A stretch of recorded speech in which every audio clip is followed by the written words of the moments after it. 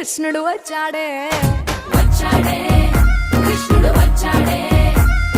యమునా తీరాన ఉన్న రాధను చూశాడే చూసాడే రాధను చూసాడే ఫ్రూటులేని గోపాలుడే